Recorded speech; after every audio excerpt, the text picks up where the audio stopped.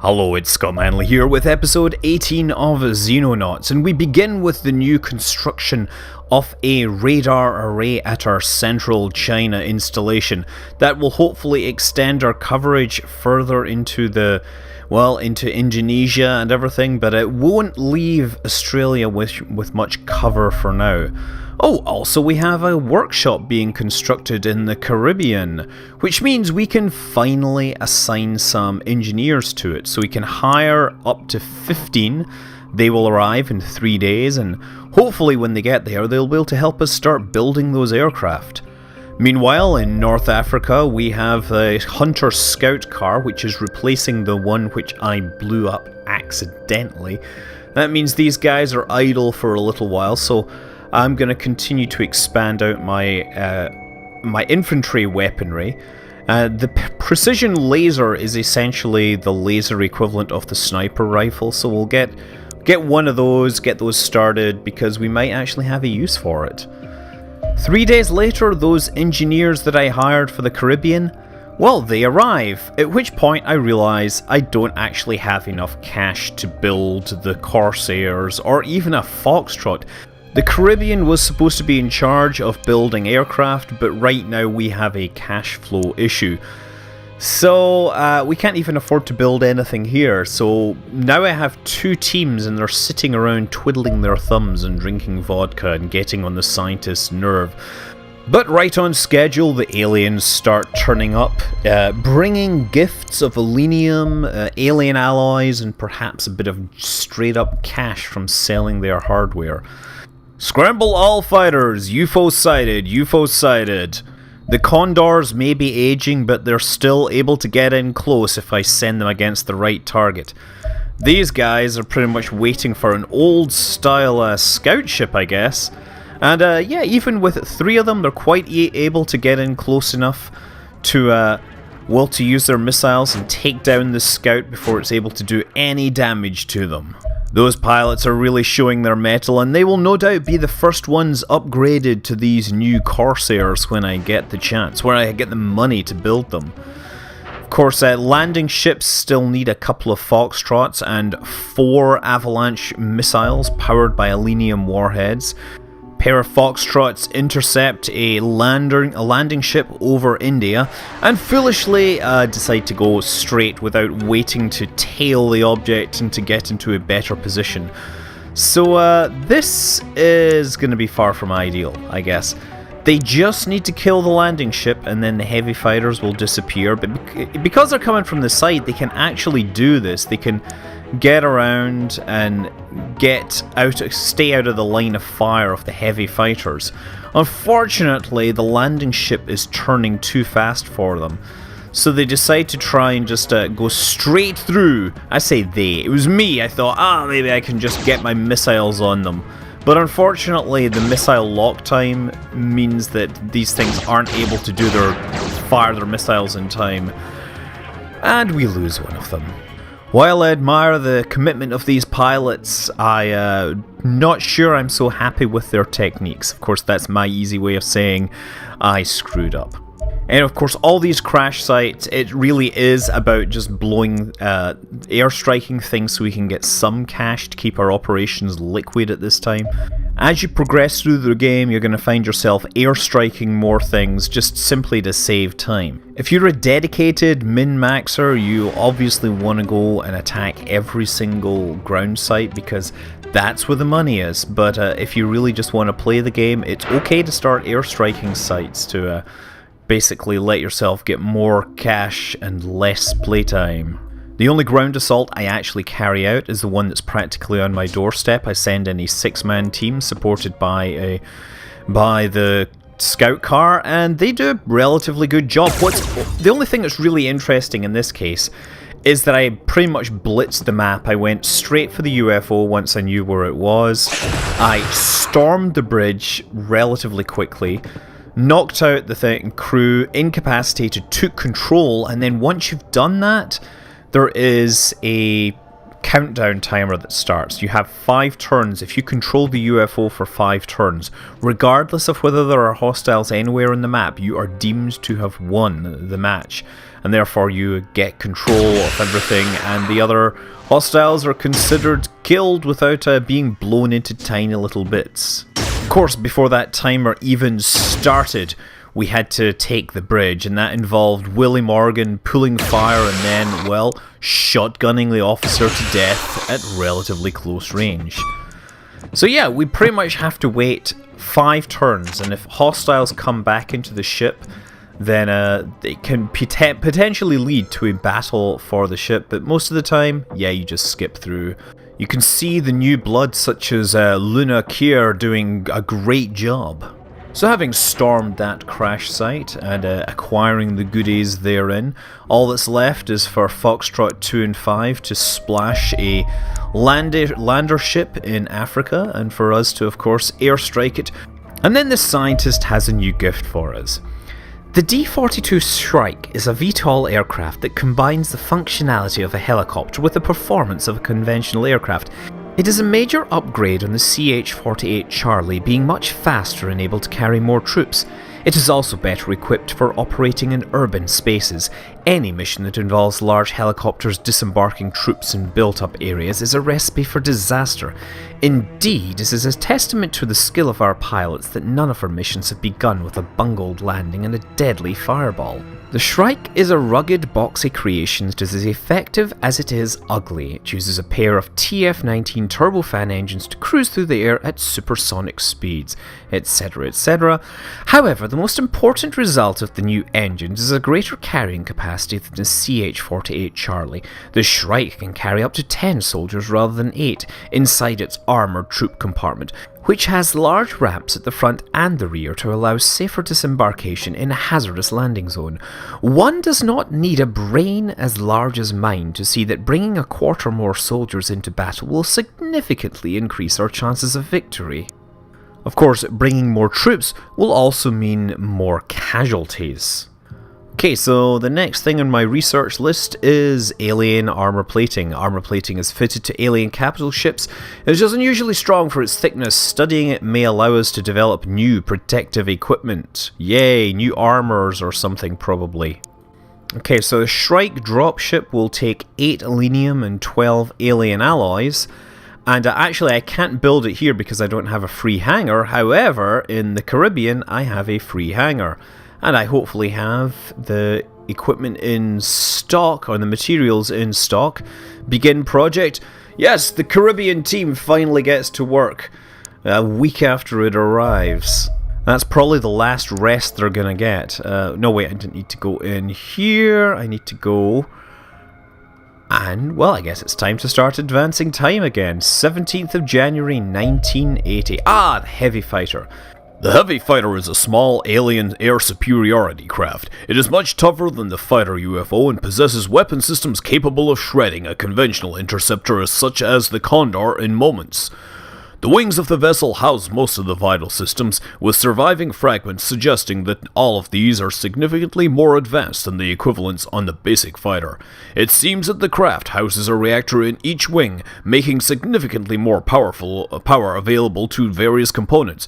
This is probably what makes the Heavy Fighter so much more formidable than its predecessor.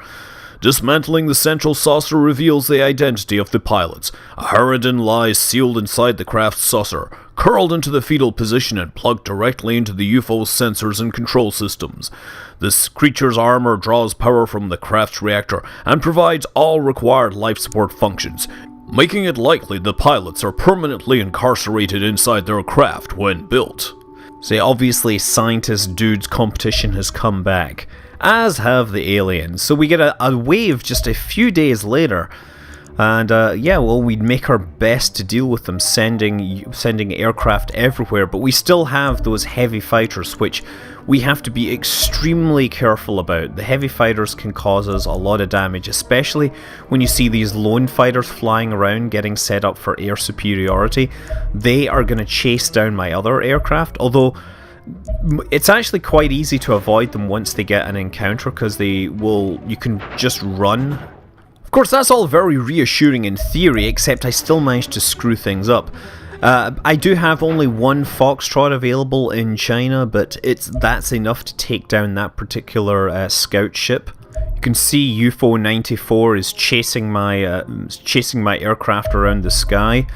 Again, here we get to engage it. We have 3 of us. We could actually have auto-resolve with 100% victory, but kind of wanted to give this thing a go. So what I do is I only set up half of the missiles, and then I'm going to spread out so that he can't kill us all. Can he? Actually, it's a pretty good chance that he will be able to kill us all. So you spread out, and he is going to have to use his roll maneuver to skip around the outside, as will you. Yes, come on. Roll. Oh, he hasn't got the roll. He has lost his roll. And he's taking damage. Condor 1 is down. Condor 2 and 3, it's up to you. Oh, no, Condor 3. Condor 3 is down after the fighter died. The bullets were still in the air. Wow, we lost 2 Condors taking down that one heavy fighter. But as compensation, at least my construction team have built the Quantum Cryptology Center. So if you don't remember, the purpose of the Quantum Cryptology Center is it will tell us more details about the UFOs. It'll tell us there are 14 Cesians, and it is on a research mission. This one has Sibyllians and Harridans, is also on a research mission. So you can identify the targets and you can prioritize. For example, if you see a target that its sole purpose is to invade a base, you might want to prioritize that over one which is just there to mess with your head or something. Anyway, after that wave, a few days later, we have alien armor plating. The armor plate on alien capital ships is thicker than that on small UFO, but offers far more protection than can be explained by the additional depth. Laboratory tests suggest that it is almost 50% more effective at absorbing damage than standard alien armor plate of similar size and weight. Given the fundamental composition of the 2 types of plating is not dramatically different, the extra strength must have arisen from the production process. The atomic structure of the alloy yields an explanation. Like terrestrial metals, most alien alloys have a crystalline form when solid, a compact and orderly arrangement of atoms. However, the various alloys used in the hardened plates are amorphous rather than crystalline. The phenomenon is hardly unknown to science. Exactly the same thing occurs when hot steel is quenched in hot water. However, applying the process to alien materials is far more difficult. Preventing the formation of a crystalline structure in some alloys can require cooling of up to 100 million degrees per second. Prohibitive at the start of the war, perhaps, but my intellect, admittedly paired with alien materials, was able to overcome the obstacles entirely. The cooling process consumes large amounts of selenium, but we can now produce these hardened materials on a sufficiently large scale to incorporate them into our own designs. And by our own designs, he means your designs, right? He's really just talking about his own thing. And so yes, base upgrade that everyone told me to research 3 episodes ago. They've now caught up with me, right? Because of course I record these things 3 weeks in advance typically. Anyway, of course the aliens are back and in greater numbers, and we still don't have Corsairs. So I tried to develop some new tactics for dealing with the heavy fighters. The lone heavy fighter, I can do this bait and tackle style. Essentially, Condor 6 is trying to draw the fire, so unfortunately, Condor 6 kind of fails and succumbs to the fire, but Condor 6 is able to get a bead on the target. And after successfully tackling most of the wave, it's time to check out a lander which has crash landed somewhere. And yeah, I decide to take a bit of a shortcut with the scout car because, well, it's wanting to scout things, and if it can take a more direct route, it will save us time. In fact, it turns out that it's able to get a good eye and see where the UFO is, so everybody decides to follow this scout car through here because it's the most direct route to the UFO. Obviously the intention is to capture the UFO and then hold it for 5 turns, basically expedite the whole process. We're meeting a small amount of resistance here, but a small amount of resistance is best dealt with by a big gun. Just try to come around the corner a little and bring the scatter laser. Oh, nothing more than a red mist. Let's go this way. Dana Rusnakova, Mika Novak, I'm told. Luna Kier, who is my machine gunner. She's actually using a scatter laser now, which fires 10 shots, rapid fire. Still able to deliver a lot of firepower and be pretty effective at it. Despite challenges on the manufacturing side, everybody is able to carry laser weapons by this time. In fact, we have plenty of pistols. Even the backup weapons for our rocket launcher team, when I use them, they are laser pistols. I'm pretty sure that if one of your soldiers gets killed, then you still get to keep their gun that you've built, assuming that your soldier wasn't killed by being blown into 100 pieces and the weapon destroyed. Oh, and the Cesians are deciding to come out. Yeah, they shoot my scout car, but my scout car is going to have a nasty surprise for them. Oh, Carol Wilson is freaking out and running that way. That worked really well. Okay, laser, yeah, red mist, nice. Hunter 2 moves a little away from that gas tank. There is a danger that that gas tank will get hit and explode, so you have to be careful for those.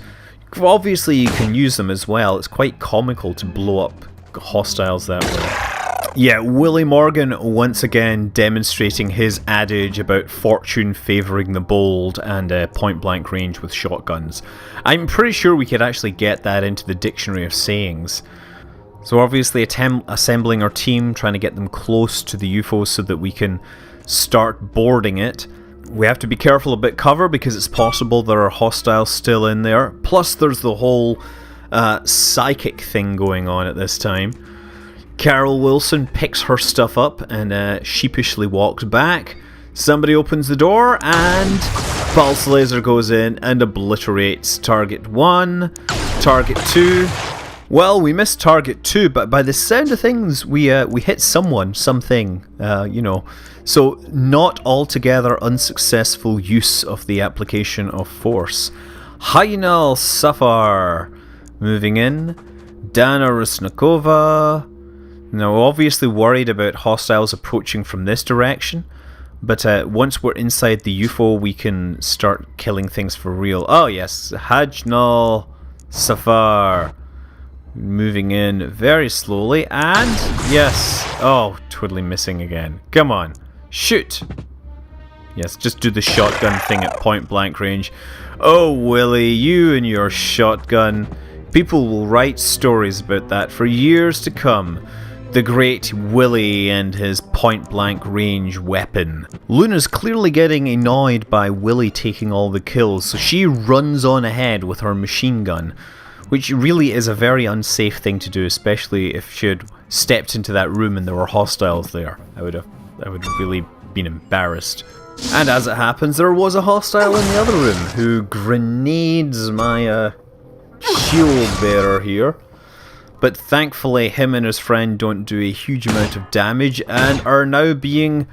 well, they're now getting fire sent back at them. Actually, you'll notice there that I completely failed to actually shoot the target. I managed to shoot the thing behind him. But it doesn't matter. Friends come up. Friends will help us solve these problems together. That's why we work as a team. You know what they say, there's no I in team. But actually, if you think about it, there are the letters M and E, which makes me.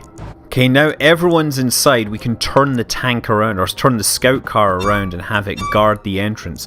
If any hostiles come home to roost, then we will be ready for them. If they try to come in our back door, we will shoot them through the door or something, I don't know.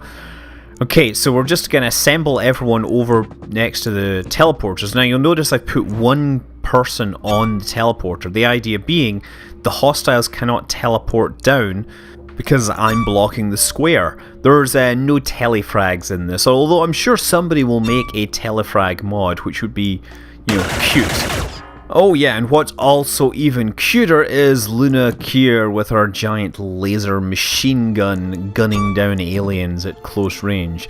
Yes, there's a certain something attractive about that particular approach. Okay, so we're getting everyone next to these doors. Hopefully the aliens won't open them up and shoot us. And there we go. One hostile over there, and one hostile there. Well, off we go. Laser at point blank range. Laser. Oh, they're shooting us. And laser pistol again. Point blank range. That's the way to do it. Take the tips from Mia. You know that she knows how this works. And you can see me clicking around and getting numbers. I'm trying to figure out the best way to put as many of my soldiers into the room and get off shots at this target, because we want to get as much firepower delivered on this turn as possible. There's Carol Wilson stepping into the room and missing. Now we have Hajnal shooting with their burst style, and now the area is ours. So we pretty much just need to hold it for 5 turns, right?